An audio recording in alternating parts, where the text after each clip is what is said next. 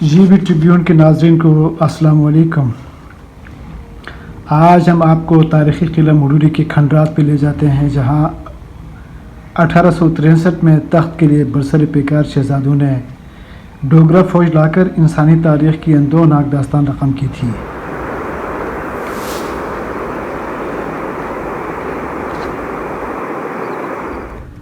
मुडूरी ज़िला गज़र की तहसील यासीन में संदी गांव के मज़ाफ़ात में वाक़या है। कोई 6 से 700 मीटर बुलंदी पर वाक़या इस पहाड़ी पर पहुँचते पहुँचते हम साबिक़ मुशीर वाइज़ अली मुराद मरहूम को ख़िराज अक़ीदत पेश करते हैं, जिन्होंने ये सड़क बनवाकर न सिर्फ यहाँ के मकीनों बल्कि सयाहों की रसाई को भी आसान बनाया। ये गिलगित से कोई 140 और गाकुई से 70 और तहसील हेडक्वार्टर यासीन से लगभग 7 किलोमीटर के फासले पर वाक़या है।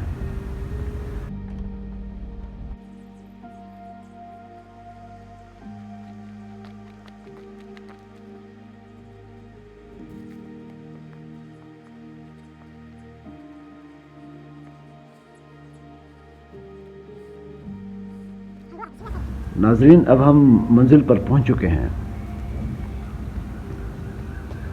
ये वही मकाम है जहां तकरीबन किले का मरकज़ी दरवाज़ा हुआ करता था। इसका पिछला हिस्सा तो बंद है, कुदरती तौर पर बंद है, बिल्कुल खड़ा पहाड़ है, तो यहाँ से कोई ऊपर नहीं जा सकता। बाकी जो दायरानुमा हिस्सा है, इसको ये मजबूत दीवार बनाकर महफूज बनाया गया था, जिसकी बाक़ियात आज भी नज़र आ रही हैं। मुडूरी किला यहाँ से ऊपर है, इस पहाड़ी के बिल्कुल ऊपर वाक़ है। हम वहीं जा रहे हैं और चलते चलते मुडूरी खंड की तामीर के हवाले से बात करने की कोशिश करते हैं।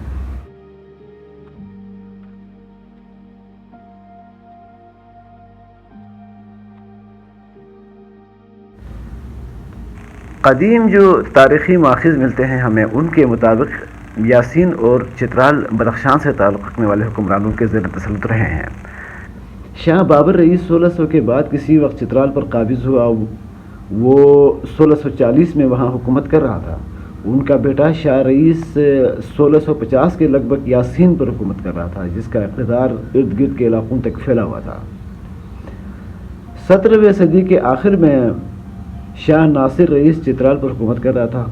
1710 के बाद किसी वक्त उनके बेटे शाह महमूद से शाह कटुर ने हुकूमत छीनी। चंद साल बाद रईसों ने चित्राल पर दोबारा कब्ज़ा किया, जिसमें उन्हें मशरक़ी तुर्किस्तान के कलमक हुक्मरानों की मदद हासिल थी। यासीन के मुडूरी खन, कलमक खन और दीगर इस किस्म के जो किले हैं, उनकी तारीख़ उस दौर की सरगर्मियों से जुड़ी हुई मालूम होती है। बाकी तारीख़दान बताएंगे।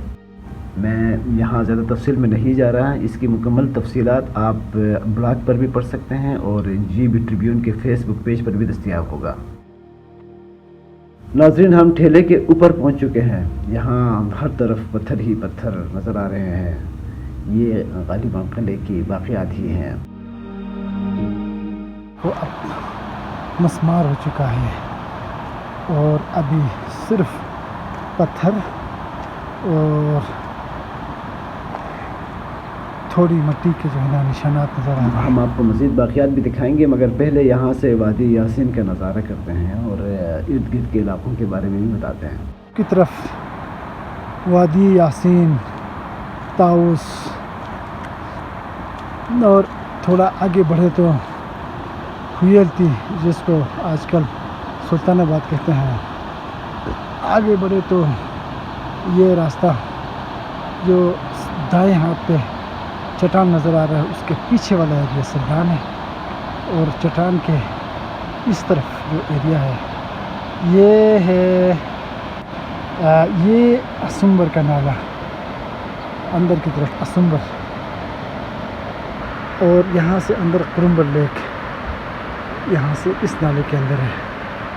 मज़ीद हम आगे बढ़े तो ये जो अंदर नाला नज़र आएगा, ये सड़क भी नज़र आ रही है, ये कोकुलती है, और यहाँ से अंदर जाके मकुली, इंतहाई खूबसूरत दिलकश सरसब्ज़ झीलें हैं यहाँ। یہ ٹورسٹ پوائنٹ بھی ہے. اور یہ یہاں کچھ اور بھی لوگ آئے ہوئے ہیں، سامنے نظر آ رہے ہیں، فوٹوگرافی کر رہے ہیں. یہ نظر آ رہے ہیں، فوٹوگرافی کر رہے ہیں. 1863 کے ماہ ستمبر کے وسط میں ڈوگرہ فوج کا ایک بڑا دستہ یاسین پہنچتا ہے. یاسین کے راجہ ملک امان اپنے اہل خانہ کے ساتھ فرار ہو جاتے ہیں. عوام بے سر و سامانی کے عالم میں اس قلعے میں پناہ لیتے ہیں. راجہ کے محل پر قبضے کے بعد ڈوگرہ فوج یہاں پہنچتی ہے. 4-5 دن قلعے کے محاصرے کے بعد بالآخر ایک فریب کا سہارا لیا جاتا ہے. حلف اٹھا کر محصورین سے وعدہ کیا جاتا ہے کہ انہیں کوئی نقصان نہیں پہنچایا جائے گا بشرط کہ وہ ہتھیار ڈال دیں اور قلعہ خالی کر دیں. سادہ لوح مکین فریب میں آ کر ایسا ہی کر لیتے ہیں. تب ایک دم حملہ آور قلعے میں داخل ہوتے ہیں اور قتل عام شروع کر دیتے ہیں. عیسیٰ بہادر کی خصوصی ہدایات پر ظلم جبر کی ایسی تاریخ رقم کی جاتی ہے کہ بدترین وحشی بھی شرما جائے.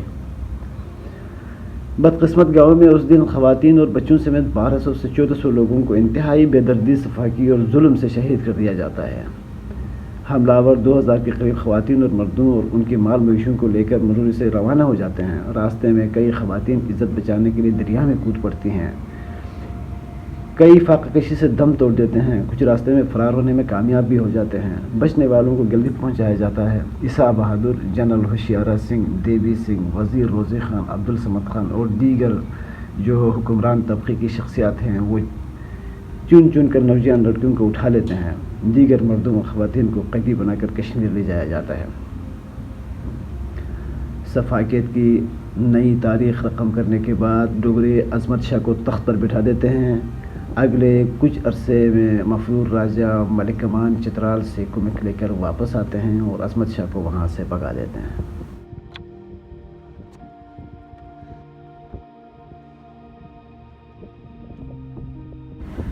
ناظرین، 1863 میں یہاں جو بربریت ہوئی اس کے پس منظر پر بھی تھوڑی سی روشنی ڈالنے کی کوشش کرتے ہیں، مگر آپ کو بتاتے چلیں کہ ہم چلتے چلتے پہاڑی کے شمال مشرقی حصے میں پہنچ چکے ہیں. اس وقت یہاں قلعے کا ایک حصہ آج بھی ہمیں نظر آ رہا ہے.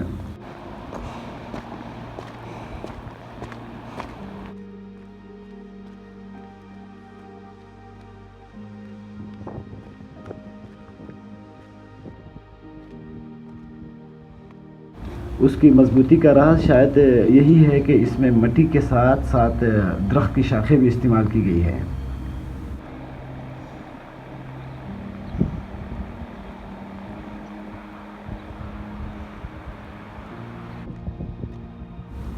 یہاں سے بالکل نیچے چختائی کا خوبصورت گاؤں بھی نظر آتا ہے.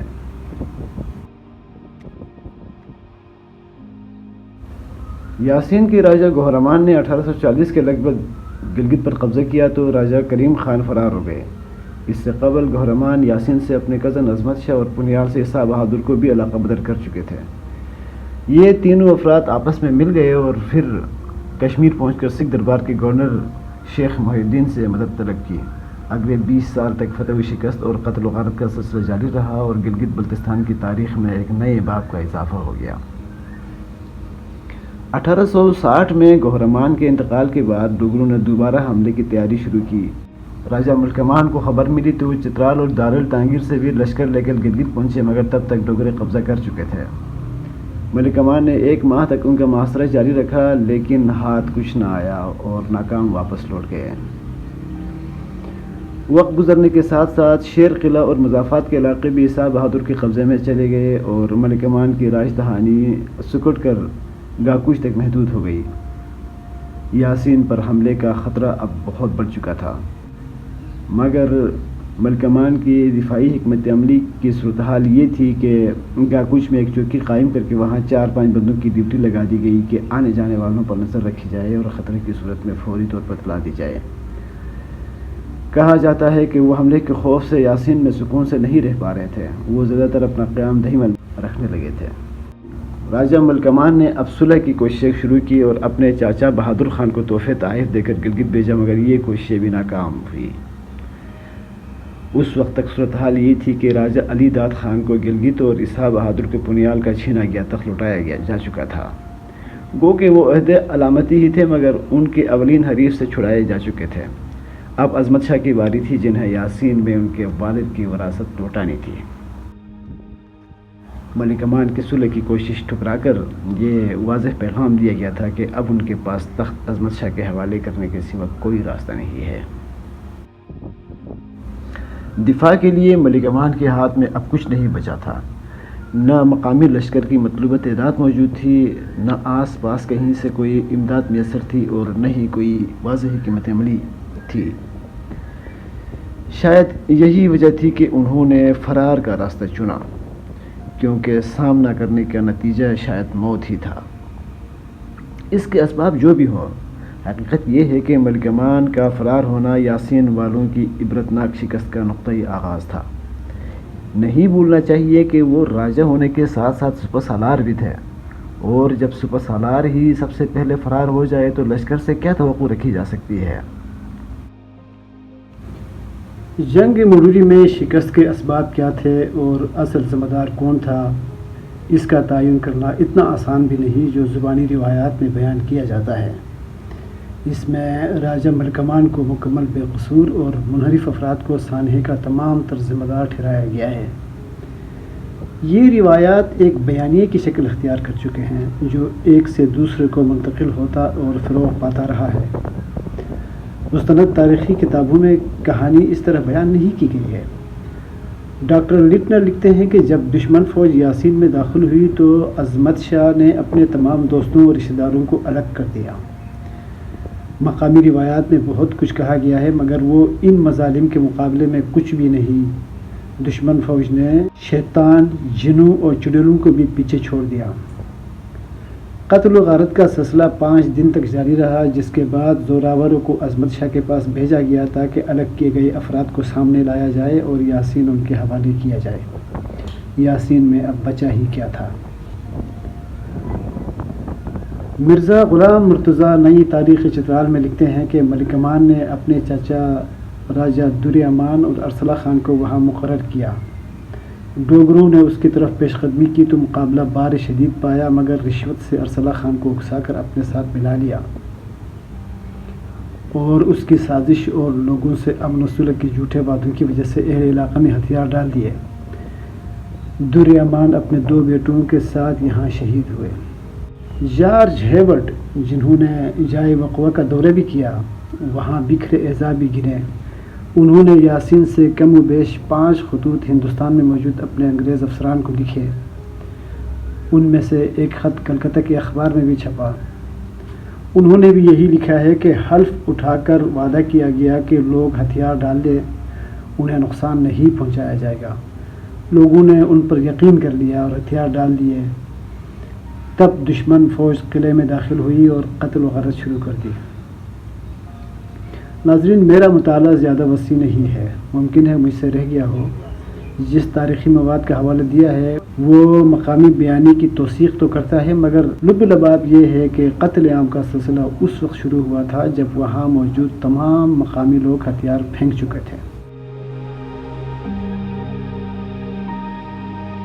جنگ میں جو لوگ دشمن کے سامنے ڈٹے رہے ان میں سے زیادہ تر شہید کر دیے گئے، کچھ کو قیدی بنا کر لے جایا گیا جو راستے میں فرار ہو کر یا پھر بعد میں قید سے رہا ہو کر واپس آئے۔ مقامی بیانیہ شاید انہی لوگوں کی بیان کی گئی میدان جنگ کی کہانیوں پر مبنی ہے۔ اس میں راجہ کا گھوٹالہ شامل نہیں، کیونکہ وہ تو سین سے ہی غائب تھے۔ جنگ سے پہلے کی صورتحال کا بھی ذکر نہیں ہے۔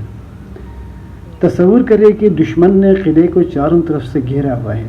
قلعے میں ہزاروں بزرگ، خواتین اور بچے موجود ہیں۔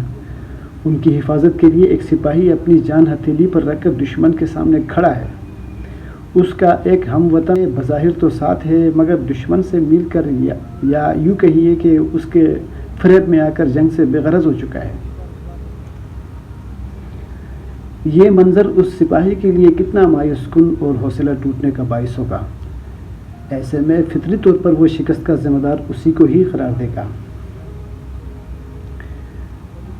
کہانی کا دوسرا رخ ملاحظہ کیجیے۔ دشمن اس بے غرض شخص کی جان تو بخش دیتے ہیں، لیکن قلعے میں گھسنے کے بعد نہ معصوم بچوں اور خواتین کی خون ریزی میں کوئی امتیاز برتتے ہیں، اور نہ ہی اغوا کرتے ہوئے پوچھتے ہیں کہ کون سی عورت کس کی ماں، بیوی یا بیٹی ہے۔ تیسرا رخ، اگر ملک امان کو یقین ہوتا کہ مڈوری میں سب کو اکٹھا کر کے جنگ جیت سکتے ہیں تو وہ فرار ہی کیوں ہوتے؟ وہ ایک نڈر سپاہی اور زبردست کمانڈر رہ چکے تھے، وہ خود بھی یہی آ جاتے اور اس سے یہ ہوتا کہ نہ صرف لوگوں کا حوصلہ بڑھتا بلکہ منحرفین بھی دشمن سے جا ملتے ہوئے 10 بار سوچتے۔ ایک پہلو یہ بھی ہے کہ میدان جنگ کی کہانیاں نسل در نسل ایک سے دوسرے کو منتقل ہوتے ہوئے کتنا بدل گئی ہوں گی اور محض بغض اتارنے، ایک دوسرے کو نیچا دکھانے، راجا کے قریب ہو کر مراحت حاصل کرنے کے لیے استعمال ہوئی ہوں گی۔ راجا نے ان کہانیوں سے اپنا کردار نکالنے کے لیے کتنا اثر رسوخ استعمال کیا ہوگا، یہ بھی ایک پہلو ہے۔ گڈوری میں اس وقت سارے عام عوام تھے، چاہے وہ دشمن کے سامنے ڈٹے ہوئے لوگ ہوں یا منحرفین، چاہے ان کا تعلق کسی بھی خاندان سے ہو۔ جنگ کے نتائج کسی نہ کسی صورت سب نے بھگتے، کسی نے اپنی جان گنوائی، کسی نے اپنے عزیزوں کو کھویا۔ اس کے مقابلے میں دیکھا جائے تو ملک کمان، عظمت شاہ اور عیسیٰ بہادر کا اتنا کیا بگڑا۔ عظمت شاہ یاسین سے نکالے گئے تو ڈوگروں نے بسین میں بڑی جاگیر دے کر بسایا۔ عیسیٰ بہادر پنیال کے راجا ہی رہے۔ ملک کمان گھومتے پھرتے انہی ڈوگروں کے گود میں بیٹھ گئے، ان سے پینشن وصول کرنے لگے۔ وہاں سے نکالے گئے تو تانگیر میں مستقل بس گئے۔ یہ بھی ممکن ہے کہ راجا سے لے کر منحرفین اور عام لوگوں تک کسی کو اندازہ ہی نہ ہو کہ دشمن اتنا بڑا ظلم کر گزرے گا۔ شکست کے اسباب اور ذمہ داروں کا تعین کرتے ہوئے ان سب پہلوؤں کو ملحوظ خاطر رکھنا بہت ضروری ہے۔ اس درخواست کے ساتھ ہم مدیری سے رخصت ہو رہے ہیں۔ کوشش کی ہے کہ مواد کسی کی دل آزاری کا باعث نہ بنے، پھر بھی اگر کوئی کوتاہی ہوئی ہے تو تہ دل سے معافی چاہتے ہیں۔ اپنے قیمتی آراء سے ضرور آگاہ کیجیے گا تاکہ ہمیں بہتر رہنمائی مل سکے۔ جاتے جاتے ہم یہاں چختئی میں مقیم برادرم سورم خان، بابی صاحبہ اور صفدر علی صفدر کی مہمان نوازی کا بھی بہت شکریہ ادا کرتے ہیں۔ اللہ حافظ۔